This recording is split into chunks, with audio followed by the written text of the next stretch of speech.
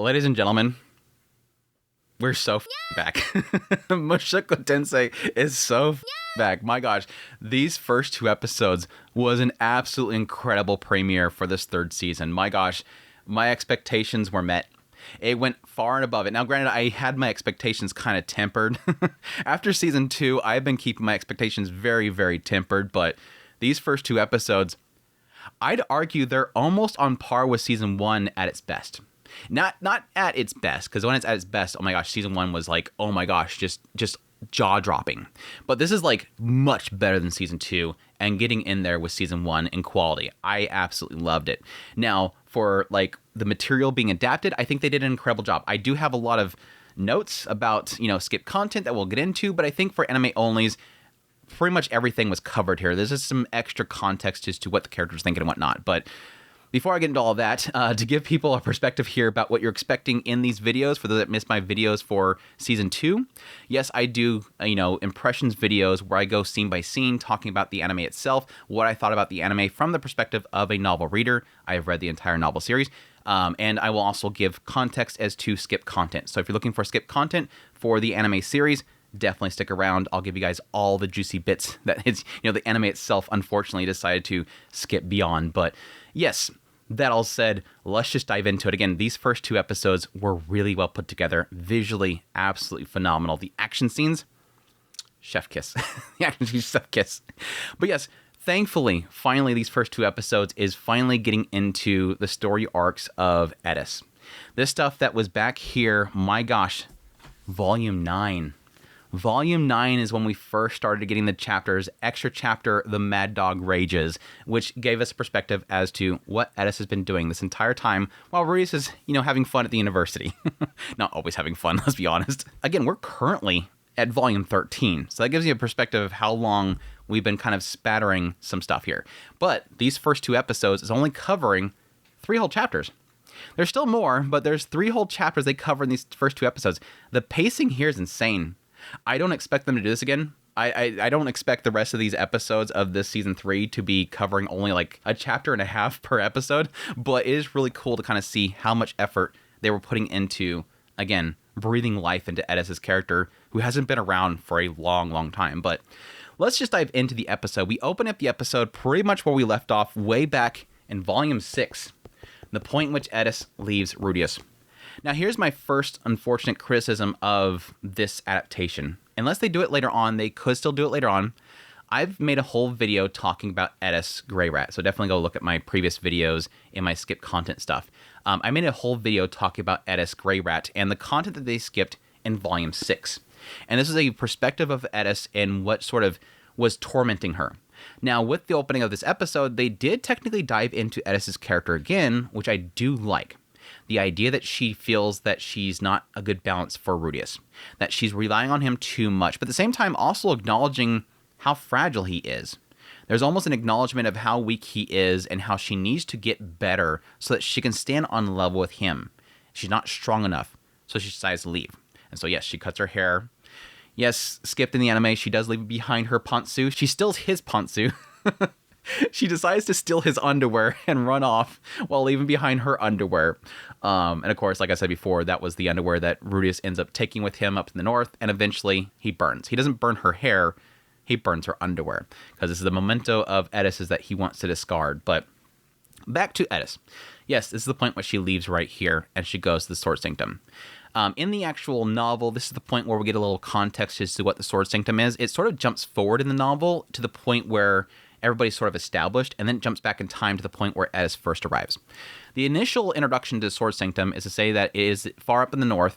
It's harsh and unforgiving region that's covered with snow year-round. It's a place where the first sword god chose to establish his school, where he spent his final years training his students. It's a destination of choice for many swordsmen. Anyone who wished to study the sword was encouraged to take at least one pilgrimage there. Currently, there's 3 true young prodigies there. Nina Fallion, daughter of the current sword god, she was 18, but even at 16, she had earned the rank of sword saint. Most believe that she'd be sword king by 20, which, to give a little bit of a refresher here for those that don't remember, there's multiple levels in each different sort of sword skill. You start out beginner, you go to intermediate, you go to advanced, saint, then king, then emperor, and then god.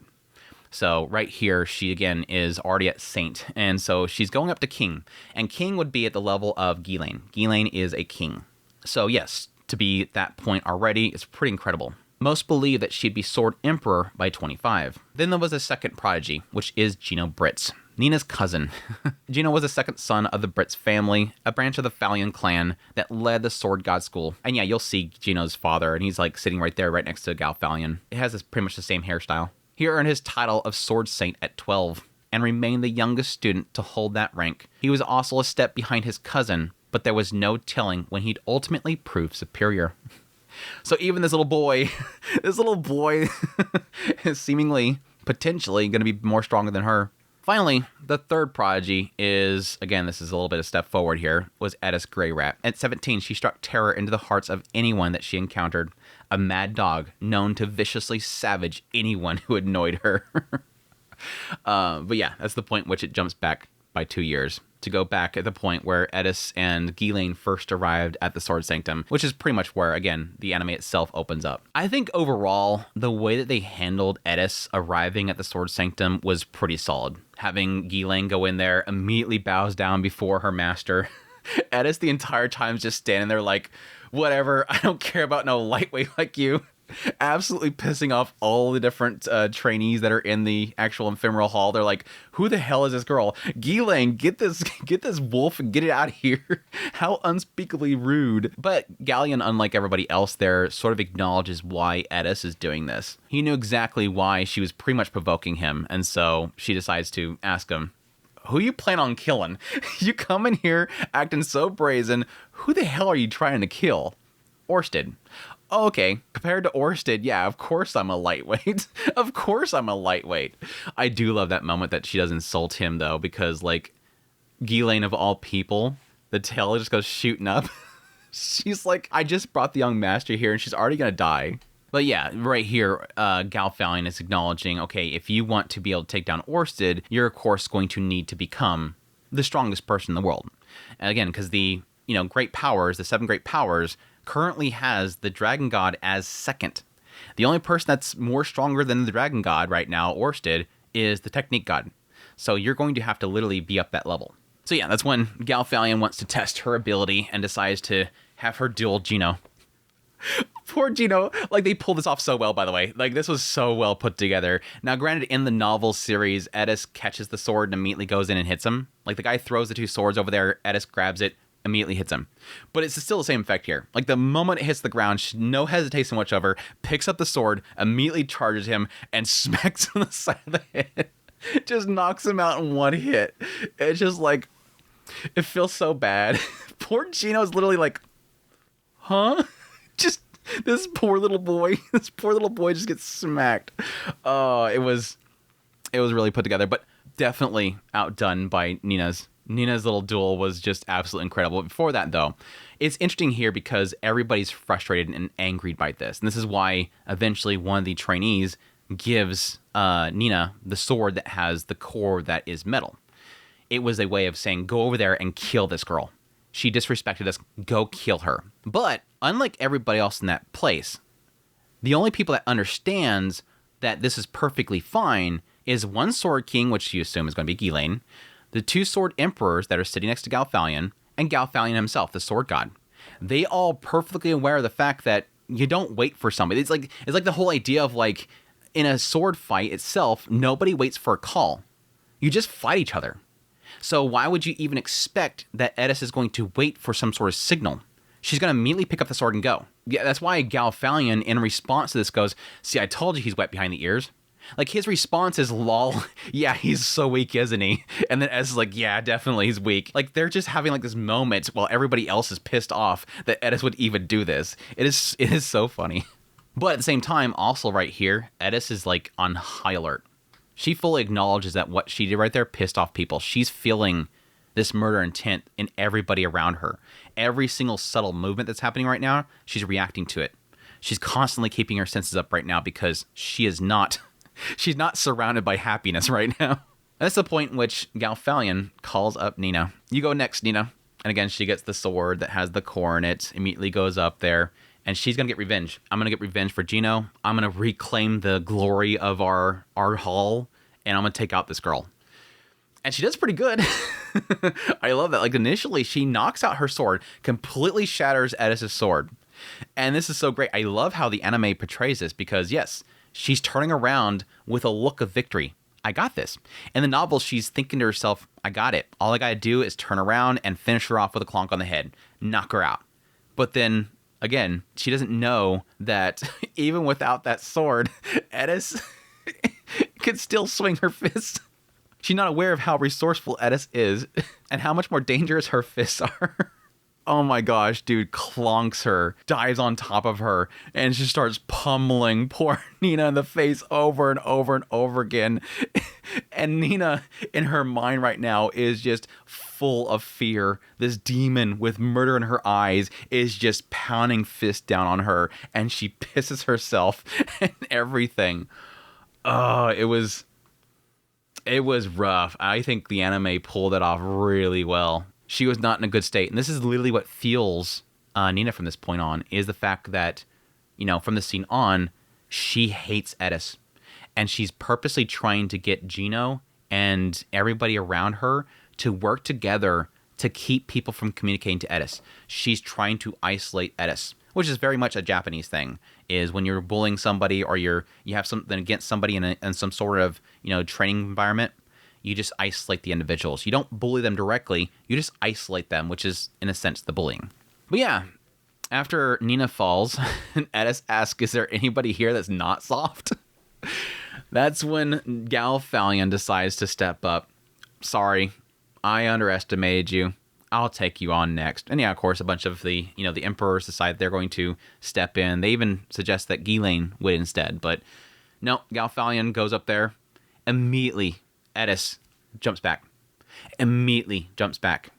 Again, even though she came in there and said that he's small fry, she senses something in him, something dangerous, pulls back, draws her sword. And yes, at this point, he does acknowledge the sword that she has, which is a Julian. That her sword is, in fact, one of these swords that were forged by Julian, which was a very famous blacksmith. And yes, the sword that Galfalion draws is one of those Julians too. It notes right here, the sword that Galfalion draws right here is one of the 7 sword god blades. It was also one of the 48 magic swords created by Julian Harisco, a legendary craftsman of the demon realm. From the bones of the king dragon Kajikut, it was known as Windpipe. Looks really cool. I wasn't really envisioning what this sword was going to end up looking like. I think there is a picture somewhere in one of the novels that shows it, but I forget.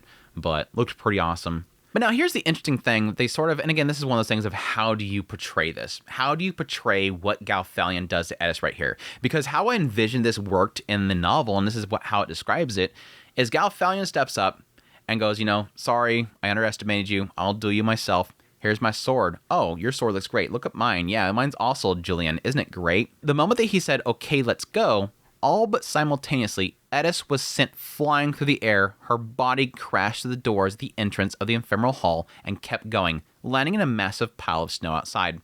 The sword god stood where she had been, perfectly still, his sword fully extended. No one in the room had seen the move. Also, this wasn't his sword's power. It was his own overwhelming battle aura that had sent Eris flying through the air. It's noting here, like, just by sheer power of his battle aura, he's not using the blade. Again, the blade is one of these very, very powerful, like, Julian blades. They're incredible. He sent her flying by battle aura alone. Sent her flying through the air. All the people in the room believe that he literally killed her. But no, she stood up. She still stood up. And that's why he pretty much accepts her. Okay, I'll train her. She's a sword saint at this point. Again, I don't know how you really portray that, but it is interesting that in the novel series, she didn't get a chance to move. It shows her like rush up there, like, ah, and she charges towards him, and then he just boom and hits her and knocks her away. But literally, he just goes teleport where she was, and she's gone. That's how fast this was. Instantaneously, he wrecked her. Again, how do you portray that in an anime? I guess having her fly through the door and then he's standing there in that same position, or like a boom boom replacement kind of thing, but it was still cool.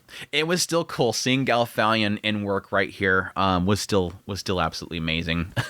I do like this little bit afterwards though, after he knocks her out there and again accepts her and gives her the title of Sword Saint. This is something that I really do like how this series sort of portrays on a constant basis, is how sort of meaningless the titles are at times. Or some people will put some sort of weight to it and somebody will point out how useless it is. Right here, this guy comes up and says, "But sir, she can't be Sword Saint. She hasn't learned Sword of Light."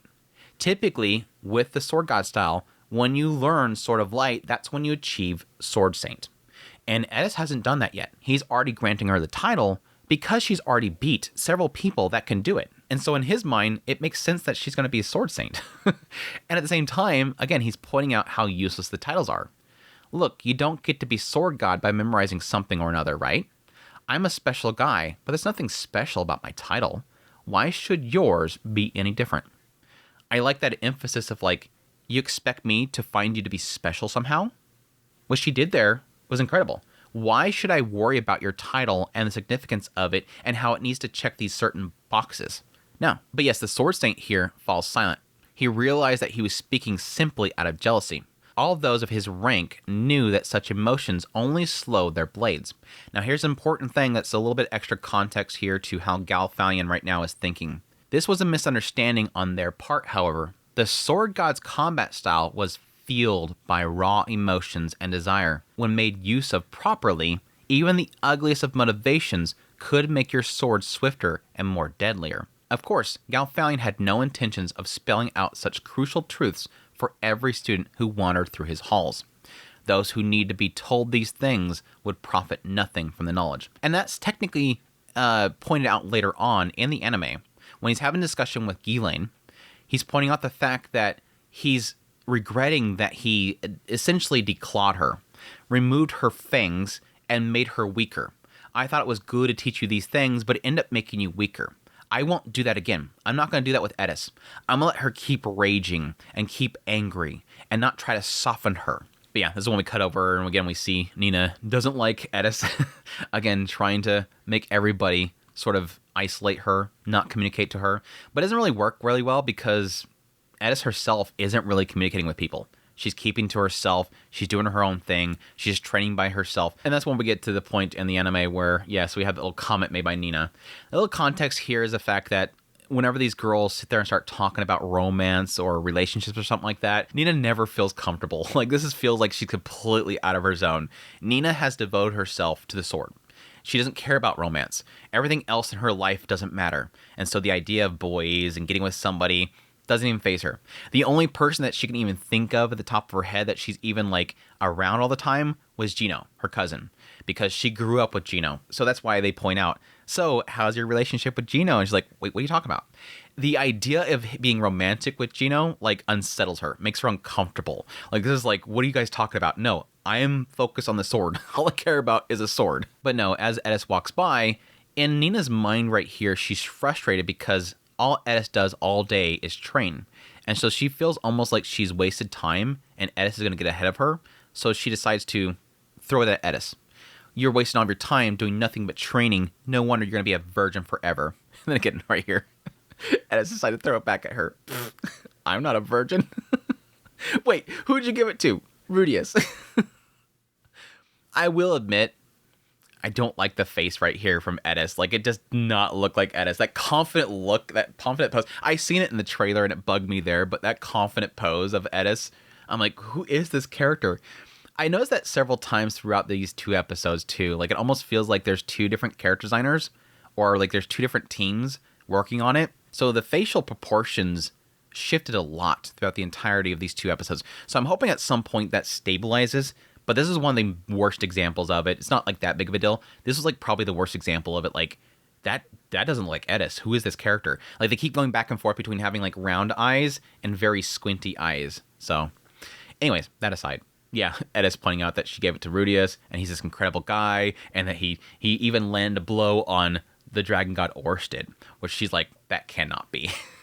That is no way. She gotta be lying. I gotta prove that she's lying by finding this fake Rudeus, which goes in the whole process of her actually doing her investigation and to look into this Rudeus, which pretty much played out the novel did in the anime, where she's going around getting the information, eventually finds out about this quagmire Rudeus that is actually real.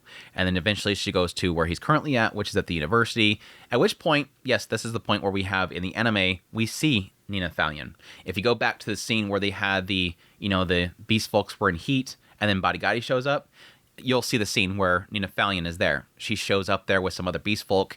He thinks that Nina's like confessing to him, but it ends up being the beast folk. She kind of goes off to the side and eventually witnesses Rudeus take out Bodigadi. But from Nina's perspective right here, we're getting a little bit more about what she's going through. The fact that she sees Rudeus and immediately thinks, okay, he seems good looking enough, but at the same time, there's nothing manly about him. He's not very appealing as a man, but she's still caught off guard by the fact that this mage takes down this beast folk within like seconds. That's normally within that range. A mage should have been taken out.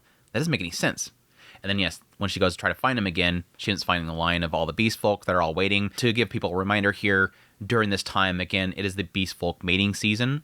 And so all these beast folk are trying to find like Linnea and Priscilla specifically because they're princesses from the beast folk tribe. So they're trying to find them specifically. And at some point, Rudeus ends up finding out that Priscilla had notified all these beast folk that while she's hiding away in the dorms, Rudeus is the current pack leader. So all these beast folk are trying to take down Rudeus to become the pack leader. So that's why they're all trying to challenge him. And sure enough, Nina's like just swept up in this line to wait for him to come out of the library. And then Bodigadi shows up and absolutely decimates everybody. Now, some added context here, because there is a massive amount of frustration for Nina that eventually leads into a big change in her perspective. Right here, she took on this demon king, Bodigadi. I like how it kind of points out, why the hell is this guy who should be ruling some place in the demon continent? Why is he here right now? Everybody's puzzled by this. But she goes after him, hits him with a sword of light. Doesn't even hurt him. Like she makes like a flesh wound that immediately heals back up before she's pummeled unconscious. And when she wakes up, everybody's sprawled out around her, but nobody's dead, thus proving to her that this demon king held back. And it frustrates her that she didn't even damage the thing. She just brutally lost. And then she hears this little commotion, finds Rudeus over there in front of this demon king, and Rudeus one-shots that demon king. This is that frustration that wells up inside of her. I lost so horribly, yet this guy that my rival is after one-shot that demon king. Now she understands what Eris feels. What Eris felt way back here after the defeat by Orsted, that how Rudeus was so great that he actually damaged Orsted. Here I am, unable to match that. I gotta get stronger. Here's the point where Rudeus is, I need to get up there. Nina Thalion just experienced that. I couldn't touch this demon king, and Rudeus one-shot it. That's the level that Eris is trying to get to. This changes Nina's perspective. She now understands what Eris is fighting for. And so she goes back there, doesn't even really acknowledge what happened. She just ends up on her horse, and she ends up heading back home. And immediately at that point, she starts training. You see that in the anime, and the fact that when she gets back home, she immediately stands at the side of Eris and starts swinging. She got an awakening there, and so that's why she's doing that. It notes in the novel that she stopped mocking Eris for her tendency to lash out with her fist. She grew more distant from the other girls of her age, who she'd never truly been that close to. And when she looked at Eris, whose determination never seemed to flag, her gaze was not so harsh as it had once been. In time, the two of them would become true rivals. And incidentally, rumor has it that the sword god, who had been sharpening his sword excitedly after hearing about the Demon King's arrival, sheathed it with a disappointed expression after Nina reported what happened. It's like Galfalion was getting excited to go down to the university to take out Bodigadi, but then Nina reported that guy blew him away. Aw, damn it. Because, yeah, if I remember correctly, in the novel series, when Bodigadi first showed up, there was, like, massive hysteria. Like, the Adventure Guild and all these different groups were all being called, everybody get over here quickly. A Demon King has just invaded the central continent, basically, and is now inside of this area. Everybody was swarming there. But, yeah, that's the end of the Mad Dog chapter. So that tells you, again, how much time they spent on a single chapter. It's crazy. But that's when we get into the side story of the sharpening of the fangs, which is where we get into Galfalion bringing in other sword styles in order to train Eris. Yeah, Eris is out there pretty much swinging her sword all the time, over and over. It points out how pretty much every individual that has been training Eris has taught her something differently. Galen had told her to think, and Eris, however, was bad at thinking. No matter how much she racked her brain, she couldn't produce the answer that satisfied her in getting stronger. Compared to that, her second teacher, Rajerd, had been much better. He said, "Do you understand?" He would just knock her down and then ask whether she understood or not, over and over again. He would keep doing this until she finally got it. Frustratingly, the sword god's teaching combined the good parts of both of the people that she respected. He had ordered her thrustily, just swing your sword without thinking. Don't think, just swing. And when you get tired, then think. When you're tired of thinking, stand back up and swing again. She did just that. Swung, swung, sat, swung, sat. She should be able to strike faster, but she hadn't managed to achieve her desired speed. She had to be faster now than she was 6 months ago. But Ghislaine was still faster. Rajerd was faster. The sword god was faster. And Orsted, of course, was faster. She tried to recall the way that they fought, the sword god, Rajerd, and Orsted, how they each moved. She tried to imitate their moves, from the tip of their fingers to their shoulders, all the cells of their body. Then she tried to go beyond that, to transcend them, except she didn't know how to. There was no way that she could. This is the frustration that's hitting her right now as she's out there, swinging over and over and over and over again. Nothing's happening. I'm just keep swinging and nothing's happening. Now here's an interesting thing, and this is sort of change with the anime adaptation, is the meeting with Auber, the peacock blade. I love Auber so much. I love the North God style. Auber is a North Emperor. The North God style is so fascinating. It's such a anything goes type of style. They kind of mentioned that previously when Rudeus ran into somebody in the North God style. If they need to throw their sword at you, they will. That's why Rudeus nearly died when he was trying to rescue Eris. Dude just threw his sword at Rudeus. He didn't expect it coming. But yes, Auber the peacock blade. He looks so great too. He looks exactly, I mean, the novel itself has illustrations of him, so there's a perspective here of what he's going to look like. But that poncho, he looks definitely like a peacock. But yeah, here's the interesting thing that was changed. When Eris first arrives there, she doesn't want to have anything to do with him. And he's like, "Hey, can you help me find Galfalion? Can you call him for me? I need to come see him. I have a letter from him."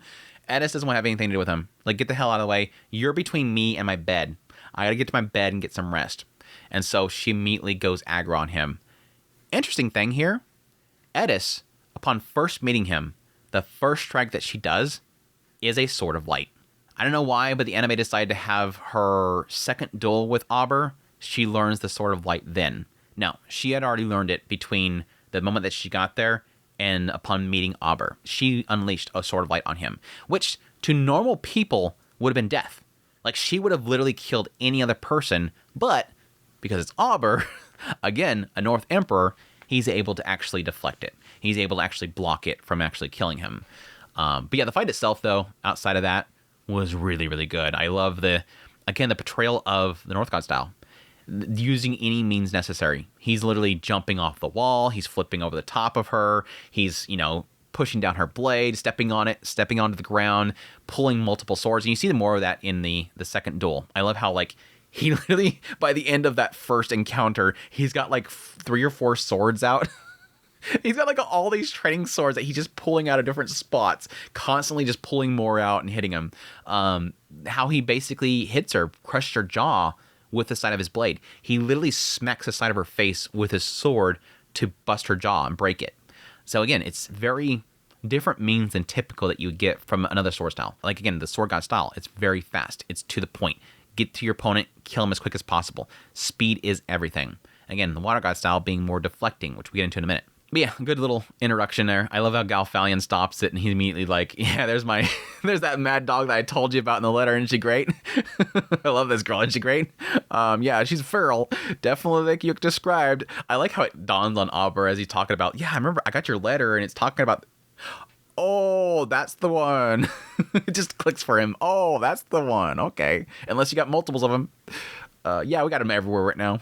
But yeah, after this, that's when Eris goes in there, plops on the bed, sets off Ghislaine. She goes into the hall where Auber is with Galfalion, immediately demands that she teach her something. You're just having her swing her sword. You're not teaching her anything. Why haven't you taught her anything yet? He says, I have. But again, he's talking about tempering her blade. And again, that he doesn't want to ruin her like he did with Ghislaine. That he feels like he pretty much turned her into a kitten that has lost its fangs. And he's not going to do that with Eris. Ghislaine swallowed hard at his words. She did feel that she had gotten weaker recently, though she didn't think that it was all that bad. It was true that her growth in the sword has stagnated. Again, she's been pretty much stuck at Sword King for quite a while. Still, she had gained important things in exchange, intelligence and wisdom, things that she wouldn't be able to get with mastering the sword. Again, this sort of goes to what everybody's talking about. Like, there's that little gossip at some point in the episode. People are not willing to believe the idea that Ghislaine herself knows how to read and write. But yeah, he's not going to let Eris lose her fangs like Ghislaine did. Her objective was the dragon god Orsted. His existence defies logic. He's a monster beyond imagination. She cannot beat him with my teachings alone. And this is the point where Galfalion gets into sort of his plan for Eris. I can't give her just my techniques and that be enough. I have to give her an arsenal. That's why Auber's here. And I have a water god coming on the way too. I'm going to teach her everything. Because the dragon god Orsted knows all these techniques. He knows the water god style. He knows the north god style. He knows the sword god style. And he's going to use those things against Eris. If I just teach her what I know, she's doomed. She's going to lose. And again, this is something that Galfalion himself knows very well because he fought the dragon god Orsted. As we see that little glimpse there, he fought him. Galfalion had a nostalgic look on his face as he finished speaking.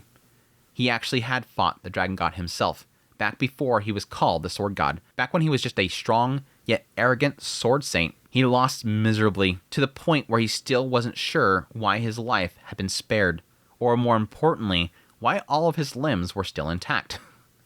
Having had all of his ego beaten out of him, he'd made surpassing Orsted his goal, and he trained to that effect ever since. That was how he became the sword god. So pretty much Orsted defeating him drove him to becoming the sword god. That's also why he didn't want anyone else butting their head into this matter. Pretty much implies here that Galfalion wants to use Eris for his own means of getting revenge. I'm going to form the perfect blade to do what I wasn't able to do. But yeah, Auber is going to be teaching her everything that he knows, spar with her, teach her whatever he knows, which leads to, yes, at the end of this chapter in the novel series, it points out that Eris, later that year, was recognized as a Norse saint. She's at this point both saint level in Norse style and the sword god style. After that, we get into the final of the extra chapters that they adapt from these two episodes, which is Sharpening the Mad Dog's Sword, which is, yes, the arrival of Rada and Isolde. Dude, Isolde, so beautiful. But I love Rada. I personally find the water god style to be the most interesting. I think the North god style, is the most clever and does a lot of really interesting things. But I think personally, if I was in this world, I probably would be water god style. I think water god style is probably the most OP. Mainly around Rada. Rada's insane, dude. Which talks a little bit here in the beginning of this chapter.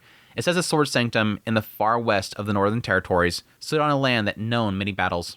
At present, it was the home of the sword god style, but there had been a time when the water god style held sway there. A mere century ago, the leader of the two styles had dueled here, and the water god style had won the sanctum from its owner. That water god was later defeated by a different sword god and lost the sanctum in turn. But ever since, it had belonged to the single strongest swordsman of each successive generation, who earned the right to teach those of their school there.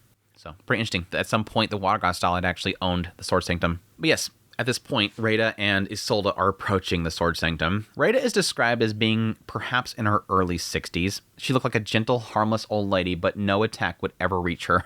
She was Rada Lea, the reigning water god. She had perfected her style's ultimate technique, the Blade of Depravity, and ranked amongst this generation's strongest warriors. Pretty crazy. Isolde, on the other hand, Isolde Kluhl, was a youthful woman, perhaps in her 20s. But yeah, as they approach there, Rada points out this is the den of beasts that Isolde was looking forward to seeing one day, and asks her if she was nervous. Rada says that she'll be fine as long as she's confident in her skills. Unless Isolde is up against the sword god, she'll manage. It's kind of a note there as to how powerful Isolde was even before she arrived at the sword sanctum.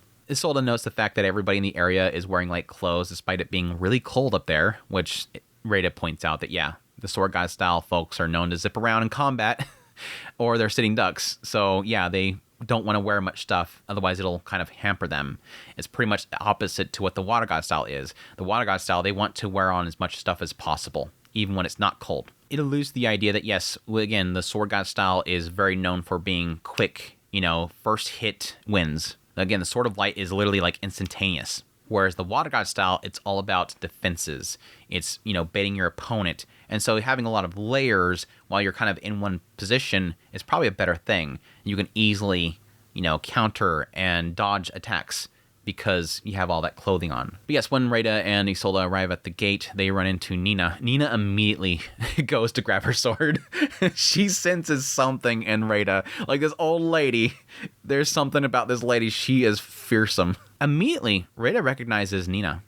Says, oh, you probably won't remember me because you were too young. It gives the impression that Nina knows Rada in the anime, but she literally recalls nothing about it. Like, she was way too young the last time that Rada was in the area. No, it's funny here because, yes, Galfalion is the current sitting sword god. And a lot of people want that title. Everybody that's a sword master that thinks some sort of confidence in themselves, they want to be the sword god. So a lot of people come to the Sword Sanctum in order to challenge Galfalion for his title. And it's the duty of everybody around Galfalion to turn those people away, to defeat them and turn them away. So when Rada arrives here, she's asking for Galfalion, and so Nina's thinking about that. But when Rada introduces herself, she says that I'm Rada Leah. Do I need to elaborate further? And immediately Nina knows that no other person has that name. The only person allowed to have that name is the leader of the Water God style. By being Rada Leah, she is the Water God style leader. She is the Water God. And while, yes, some person could be stupid enough to claim that they're Rada Leah, but Nina knows that this chick is fearsome. That there's a force within this old lady that is to be reckoned with. So she immediately brings her in there to see Galfalion. I love the moment that Rada arrives in there, though, because when she walks in that room, there's only Galfalion in there. He's sitting in his usual spot, meditating. The moment that Rada comes in that room, she feels as if a naked blade is at her throat. It says Rada was a water god and a leader of a great style. One of only 3 such people in the world. Despite her advanced age, she felt herself no less powerful than she had been in her heyday. She could turn away any sword effortlessly. But this man was the one and only exception to that. His name was Galfalion. He was the reigning sword god.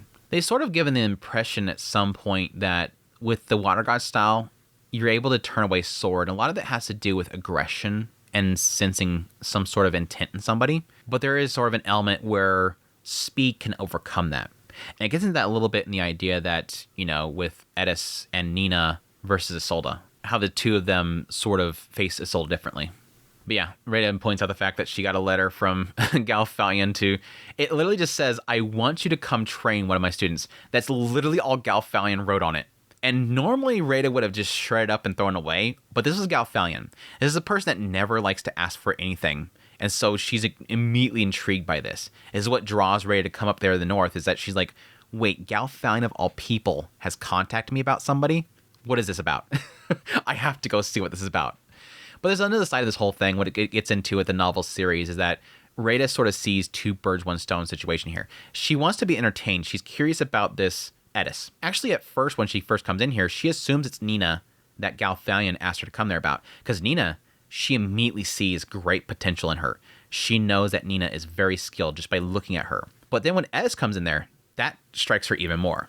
But there's the other side of this whole thing, that the reason why Rada is there is because she wants to see if somebody there will snap some sense into Isolde. Isolde, her pupil, has gotten too confident in herself. So she's hoping that if she can throw her at a sword god style person that can defeat her, it'll make Isolde get to working hard again and trying to train herself. And she assumes immediately I can just have Galfalion knock the sense into her, have Galfalion duels Isolde.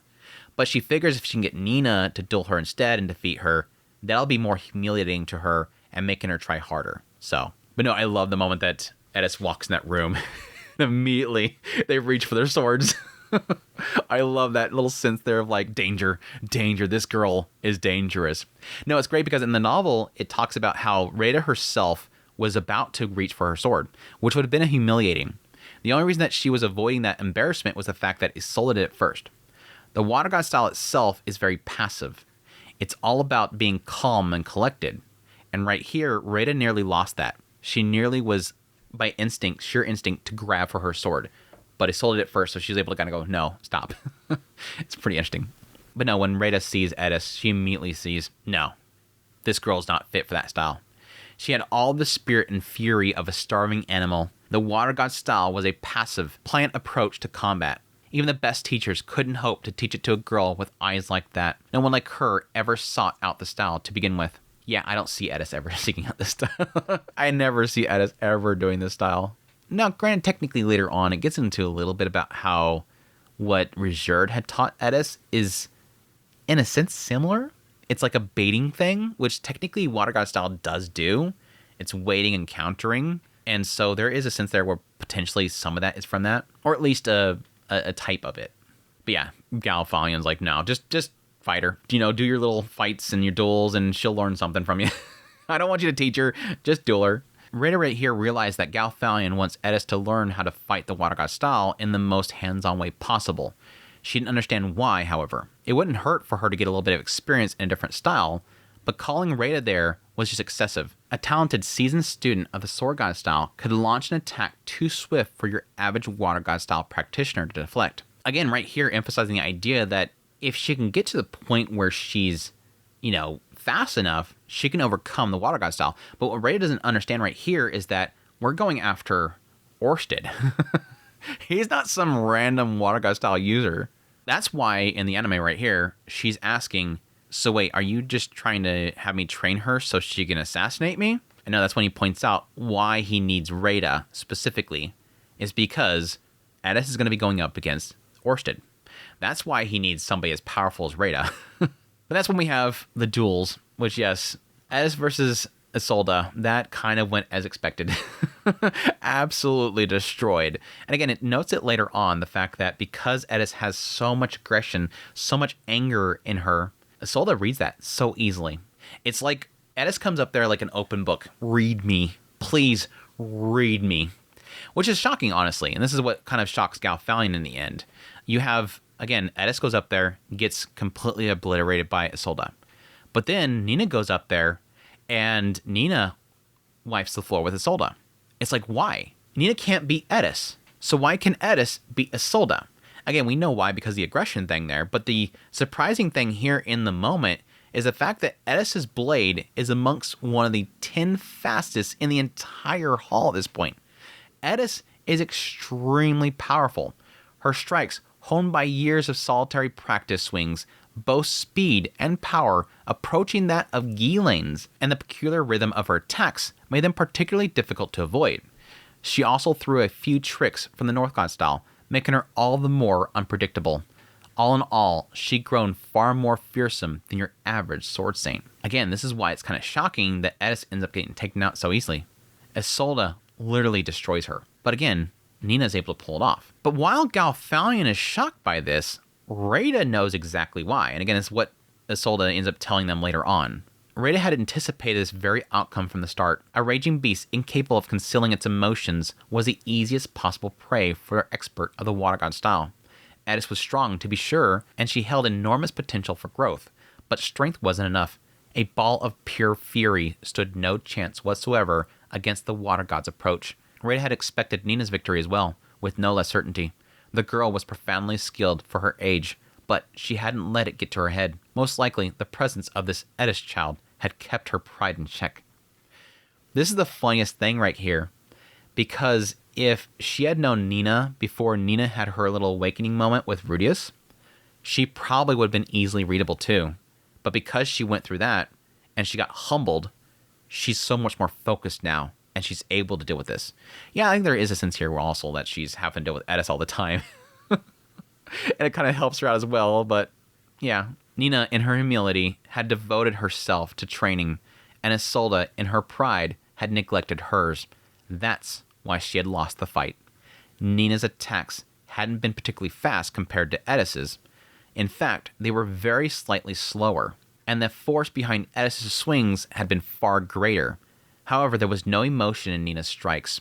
There was no hatred in her eyes, no hostility on her face, not even reflective movements in her cheeks. To Isolde, it was like a bolt from the blue. She'd probably been unconscious before she even sensed the girl was coming at her. I love how, again, the anime portrays that, because it's literally like, thoom, and then like this, it's almost like you see her eyes get jarred because she literally just hit the side of her head. She's knocked her unconscious and just in there drooling. I love it. And yeah, that leads them to deciding to have these three girls pretty much sharpen each other's blades. Have them constantly dueling each other, training against each other to hopefully better each other. Eris will see if she can figure out how to beat Isolde. Isolde will figure out how she can beat Nina. And Nina can figure out how she can beat Eris. I love this too because I think the anime did a great job sort of showing the three of them hanging out with each other, you know, bonding with each other. And it even helps that later on we have like an anime original sequence where Eris sees the jacket on Nina's wall, the one for the Sword Saints, and she asks how she can get that jacket. And Nina points out that it's this, you know, this job they have to do in order to, you know, this exam, in order to gain the title of Sword Saint, and you have to go out and kill the monsters to get the pelts. Again, completely anime original, but it's a cool little sequence to kind of show the three of them kind of hanging out and doing things together, and it was a really cool action scene. But I love this little sequence where you have them sort of, you know, coming together to point out each other's weaknesses in order to improve each other. And yeah, Isolde points out the fact that the reason that I'm able to beat you is because you're radiating hostility. You're constantly angry. This murder intent's always coming from you. Which Nina herself acknowledges, like, yeah, I always found it strange that that's Eris's default. She's always angry. Her default mood is furious. She wondered if there was some sort of point to being constantly agitated, even when she had no real enemy to fight. Relaxing when you had the chance felt like it was a smarter move. Be less tense, I guess, is to kind of relax yourself. And yeah, of course, Eris is like, how do I do that? They suggested her to kind of change her daily routine. Take a bath, clean yourself, rest, think about your loved one while you're in bed. It has a cute little thing in the anime where it points out, like, think of your boy Rudeus. Whenever you think of him, you're always smiling. And I like how they kind of point that out when she does finally succeed in being Nina. Like, she puts a smile on her face and immediately takes out Nina. She's not radiating that fury no more, so she's able to take down Nina. But yeah, I like that little point out. You know, just relax a little bit. Take a shower or something like that. But no, Eris does have sort of like a misgiving of that. She would prefer to maintain her current state of constant tension. There was a reason for this. The more she trained here, the more she came to understand just how unbelievably powerful the dragon god Orsted was. He had used the very same techniques that Isolde did, but his were far more precise and skillfully executed, and Isolde was just a water king, while Orsted wasn't even a member of their school. But yeah, right here points out why Nina always loses to Eris is the fact that Eris is pretty much making her move whenever she wants her to move. That she's utilizing what Reserve has taught her. Reserve taught me how you can use stuff like your eye contact to make people jump first, or hesitate just a little. Something that Isolde is acknowledging very quickly and not letting happen. Like, she's like, it doesn't work on Isolde, and Isolde's like, yeah, because I'm seeing it and it's not working. It doesn't work on us. We wait for you. You're not going to bait me into moving. We're waiting for you. But yeah, Nina didn't understand what the girl was talking about, but the technique was, in fact, a highly advanced skill that Eris had learned from Reserve. It had been developed by the warriors of the demon kind as a conscious application of certain subtle actions that truly seasoned swordsmen perform reflexively. Of course, this meant that Eris couldn't begin to explain how it worked. This would be that whole thing of like, do you understand? Do you understand? Reserve never explained anything. He just literally said, do you understand? Do you understand? And so Eris had to learn how to do it reflectively. But yeah, in the response to all this, with Eris's way of doing this stuff, it pretty much comes down to, for Isolde, she tells Eris, just stop doing that, and you won't lose. Stop being angry and stop trying to bait me, and you could probably defeat me. Stop focusing too much on this other stuff. Whereas Nina is still trying to figure out, well, how the hell did I beat Eris? Isolde does have a minor suggestion here in the novel series that the anime doesn't cover. She says that in the Water God style, they train for this sort of thing by covering our eyes and learning to sense when an attack is really coming. But she believes that Eris's technique is fairly common amongst warriors of the demon kind, so she imagines that the Sword God style has its own way of coping with it, and that she should at that point ask her master. Which is in the anime points out, you should ask your master. She's like, yeah, there's a problem with that.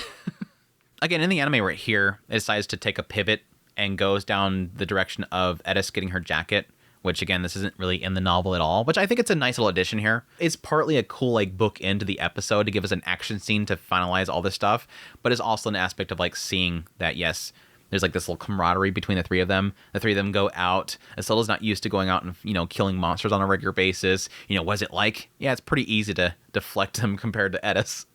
But yeah, kind of going out there together and taking out monsters. It was a cool little action scene there as well. But yes, this is the point which they part ways. And yeah, it kind of has this little nice moment where Isolde likes kind of hanging out with people that are her age. Other girls that are her age, gossiping and getting stronger together. Nina herself also kind of has a realization moment here where she never really felt that she would ever get anything out of Eris. But in fact, through this whole experience with hanging out with Isolde and Eris, she's learned that Eris actually has a lot of combat experience that she can learn from her. It says the girl has a vast, varied knowledge of combat. Apart from her practical experience, she evidently had a smattering of North God and demon-kind techniques at her disposal. Again, a lot of this is going to be from Rejerd and her time traveling across the demon continent and everything. It was hard to shake her overall impression of Eris as a wild dog in human clothing, but she gained a grudging respect for her abilities. The girl wasn't resorting to cheap tricks. She was simply using skills from other schools of combat. Again, this is where she's stopped criticizing Eris for using her fist. It's a method that she can use at her disposal. She's going to use it. It's not about pride, and it's not about, what you're supposed to do and not do. It's how to win. It also points out here that Eris herself has changed quite a bit. Normally, in groupings like this, she would never offer opinion. But this evening, she found herself remembering the period in which she learned the sword with Rudeus as a child. The two of them had often talked about their progress and figured out new ways to improve, just as Nina and Isolde were doing now. She figured that it couldn't be a bad idea if Rudeus used to do it. The logic was very simple, almost childish, but for Eris, it was powerful enough to convince her to actually communicate for once. So this is why she's actually opening up to them. Because Rudeus would do it, and Rudeus is amazing. I love it. But yeah, in parting, Nina points out to Eris, you need to clean up. You stink so much, this Rudeus guy's going to leave you. It's like, nope, not a problem.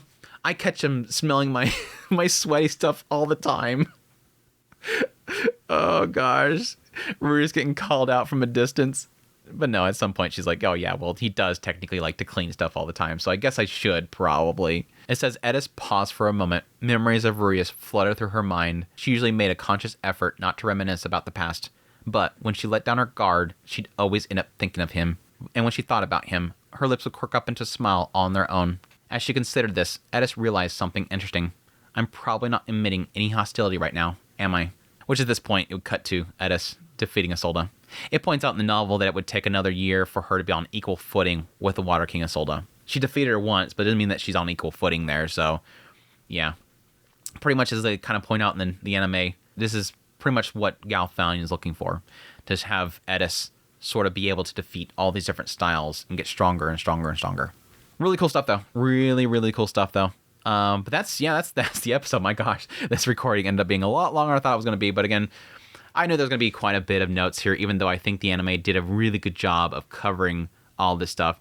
There is a lot, as usual, for a novel adaptation to an anime. There's a lot of inner dialogue and what characters are thinking, why they assume something or change their mind on something that's unfortunately lost when it gets adapted. So that's all the stuff here that we kind of went through. And I hope you guys enjoyed this run through of the skip content and my thoughts on the episode overall. Again, fantastic animation, great action scenes overall. Really, really enjoyed them and how they portrayed each of these scenes and the overall portrayal of Eris's growth, which, again, we still have a little bit more, which we'll get into as we go along. But I hope you guys enjoyed this video as always. If you did, hit the like button before you guys leave. Again, check back on a weekly basis. I will be doing skip content impression videos of every single episode.